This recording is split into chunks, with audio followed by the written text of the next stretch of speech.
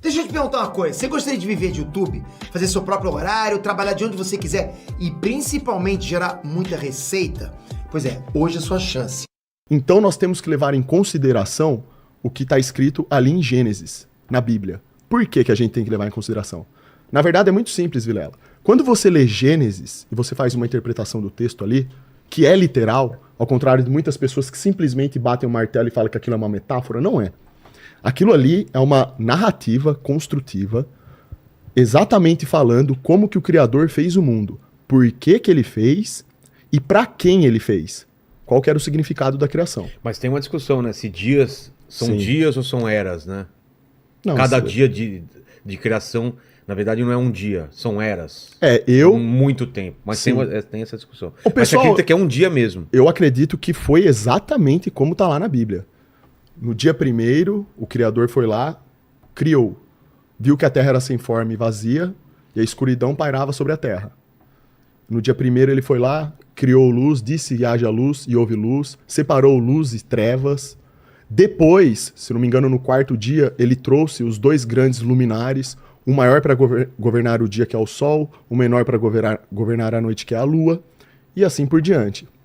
Criou a parte seca, que é o que a gente conhece como terra, fechou a terra com o firmamento, o domo, que é a palavra utilizada lá no texto bíblico. Então dá a entender que ele fechou a terra com um domo, separou as águas de cima das águas abaixo. As águas que estão abaixo de nós é o que a gente conhece como os oceanos, que estão em volta da terra, e as águas de cima, que são conhecidas como as águas primordiais. E que teoricamente ninguém nunca teve acesso a isso. Porque se a gente for considerar aqui que o modelo da Terra plana é um modelo efetivo, que é realmente o que faz jus à nossa realidade, ninguém nunca conseguiu passar do domo. Se ninguém nunca conseguiu passar do domo, não tem como saber como é lá fora.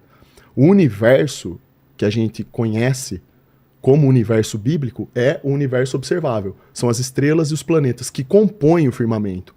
Que foi onde, isso está lá em Gênesis, no texto bíblico, onde o Criador colocou essas estrelas. Por quê? Para governarem os dias, os anos, as estações. Isso é bíblico, está no texto. Então, ele dá muito detalhe do porquê que ele criou cada coisa e para que ele criou aquilo. Isso qualquer pessoa que vá lá e faça uma interpretação vai entender.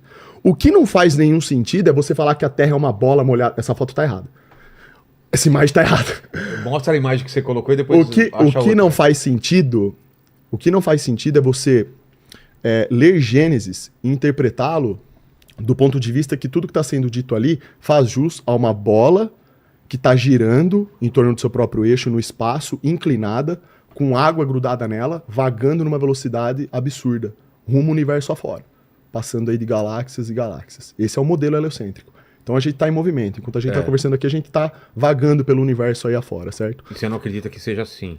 O problema não é questão de acreditar, Vilela. O problema é que, primeiro de tudo, quando você olha para os céus, muitos caras que defendem a Terra Globo, eles gostam de falar sobre os céus e as estrelas, né? Por algum motivo que eu não sei. Porque não é nem terra redonda, é a terra esférica. Esférica, né? Porque redondo pode ser plano também. Isso daí, ó. Esse modelo aí, sim. Vamos ver se eu entendi aí. Vamos Esse daí é um bom modelo. Abóbada da Terra Domo. É a Terra circular, a Antártida fazendo 360 nela, o Polo Norte, que é o norte magnético ali no centro, onde o vórtex magnético está. Tudo nesse modelo, o eletromagnetismo que predomina. Ele vem à frente de tudo. Nós temos, dentro de todas as leis, das leis da natureza que governam o mundo, nós temos o eletromagnetismo, nós temos força nuclear forte, força fraca. A fraca pode ser desconsiderável também, nós temos a forte e nós temos a gravidade. A gravidade ela vem por último. A gravidade ela é a perdedora das forças. É a mais fraca. Ela está sempre por último. O eletromagnetismo que comanda esse modelo aí. Então nós temos ali no centro o vórtex magnético, nós temos o domo ali que fecha a Terra, temos a Antártida que faz o 360, circundando a Terra. Então nada consegue sair ou entrar na Terra, dentro desse modelo. Acima da abóbada, nós temos ali o que seria o mar primordial. É o quê? É uma o coisa domo. Física? Sim, seria algo intransponível. Dentro do texto bíblico é isso. É algo sólido. Vem da palavra ráquia, que no hebraico é uma estrutura sólida, firme. Tem asteroide, essas coisas? Nada. O que acontece nos céus, dentro do modelo da Terra plana, são eventos celestes, por conta do eletromagnetismo. Eu não sei se você já viu, por exemplo, sprites. Sim. Esse tipo de fenômeno. O nosso céu, ele é elétrico. Então... A aurora boreal. Exato. Ele produz, por conta desse eletromagnetismo, e a Terra ser elétrica e magnética, ele produz esses efeitos nos céus, que a gente consegue ver de quando em quando. Quando o assunto é meteoro e vira e mexe eles falam que caiu algum meteoro aí na Terra, tudo isso é muito questionável. Até um que extinguiu os dinossauros, que é a teoria que todo mundo, né, costuma pensar e levar mais em consideração, né? Mas aí dentro dessa linha de pensamento, esse meteoro não teria sido o motivo pelo qual os dinossauros foram extintos. Aí esse já é um assunto que precisaria desenvolver um estudo mais aprofundado para entender o que poderia ter acontecido.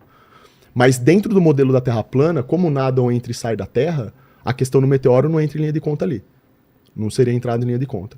E essa questão de dinossauros também é uma questão polêmica, porque dentro do próprio debate do criacionismo contra a ciência naturalista tem essa polêmica dos dinossauros. Né? O Eberlin, por exemplo, disse que os dinossauros são mais novos do que a gente pensa. E não é que ele disse, as evidências que ele apresenta, que ele disse que foram coletadas, né? Tecido mole encontrado em... Isso daí o Pirula explicou aqui quando veio, né? Por que é isso? Que isso não acaba invalidando, né, a teoria dos milhões. Então, o problema que eu vejo, Vilela, é que é o seguinte, eu vejo informações boas tanto de um lado quanto do outro. Ok, legal. Só que, na hora de provar alguma coisa, isso não surge. Esse que é o problema. Então, o que eu vejo, quando eu pego de maneira... Não, mas a gente tem inúmeros cientistas e estudiosos que vêm provando que a Terra é redonda há muito tempo. Então, mas aí tem que ter um complô de todos eles, cara? É isso que você acha? Mas aí que tá o erro. Não é que a gente tem um monte de cientista falando provando, aliás, que a Terra é um globo. A NASA e outras... Não é só a NASA, né? É a russa, Sim, é a chinesa. As agências espaciais. Todo mundo manda gente lá pra fora. Todo mundo tá num complô, cara. Mas isso aí... que eu acho difícil de... Então, só que o problema, velho, dentro dessa linha de raciocínio sua que foi muito boa de você ter apresentado, é o seguinte... Se todos eles estão fazendo as mesmas coisas e todos buscam pelo progresso espacial, por que só o homem americano, por exemplo, pisou na Lua e nenhum mais repetiu esse feito? Por que em 1969, apenas o homem americano, que vinha perdendo a corrida espacial... Para os russos... Perdia de lavada, eles estavam muito à frente deles. Total. Como que do nada o homem americano vai lá e monopoliza a Lua? Porque lá é um monopólio dos Estados Unidos. Qualquer outra agência espacial hoje, se a gente for levar em consideração que essa narrativa de que a tecnologia que é desenvolvida hoje é muito superior à da década de 69, e realmente seria muito fácil ter até turismo para a Lua hoje em dia. Isso já era para estar acontecendo. Não faz o menor sentido a NASA dizer para nós que perderam a tecnologia. Isso não se perde, isso é algo muito sério. Isso é algo que marcou a história do mundo. Falou que perdeu tecnologia, como assim? Eles já falaram. Falaram que não conseguiam reproduzir a mesma tecnologia que foi feita lá e por conta disso não conseguiriam voltar para a Lua agora. Vão voltar, né? Agora vão voltar. Agora eles dizem, mas é sempre assim, porque a NASA, na verdade, eles estão falando que vão voltar para a Lua já faz muito tempo.